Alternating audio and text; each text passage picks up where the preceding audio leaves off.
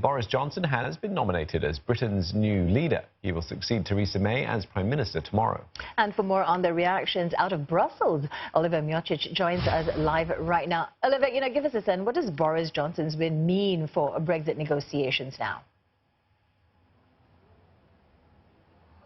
So it really means for the European Union nothing much at all. We've heard already from Frans Timmermans, the first Vice President of the European Commission, that building just behind me, that the European Union has already agreed on a deal, that it's worked in its best interests, in the UK's best interests too, and the deal that is currently on the table is the best deal possible. So from the European Union's point of view, they do not see anything changing, especially to do with the withdrawal agreement. Now, Michel Barnier, the EU's chief Brexit negotiator, has tweeted to say that the EU and the UK can work together to try and ratify the withdrawal agreement, but they can also try and work a little bit harder to make the future working relationship between the two sides better, something more palatable, something more easy for the UK Parliament to pass potentially, something for UK MEPs to get on board with.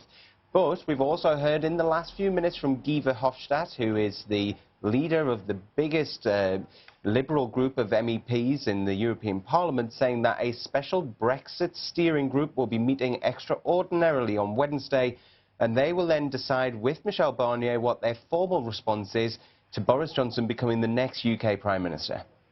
And what's expected to come out of that then, Oliver? You mentioned that the EU seems very determined to stick with the deal that they already have agreed with the former sort of administration of the United Kingdom. So status quo remains from the Europeans' perspective? Well, it does in a lot of ways, because the European Union has always said that the backstop, and this sounds like this very boring piece of legislation, but the backstop, which is essentially the insurance mechanism to make sure that there is no border on the island of Ireland reintroduced.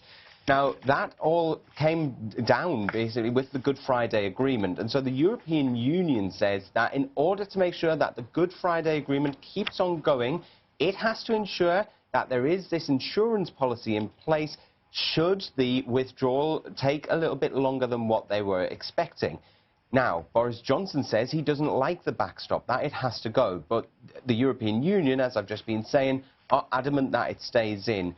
With those two competing views, it looks like the European Union will not back down. It remains to be seen whether Boris Johnson will back down. Some analysts are predicting that he might go for an extension, but it is something that Boris Johnson himself has ruled out, saying that by hell or high water on October the 31st, just at the end of Halloween, the UK will be leaving with or without a deal. So at the moment, it doesn't look like a lot has changed, and especially the EU leadership behind me are saying that this deal is the best deal, and they hope that the UK can come behind it now. All right, many thanks for that. Oliver Miocic speaking to us from Brussels.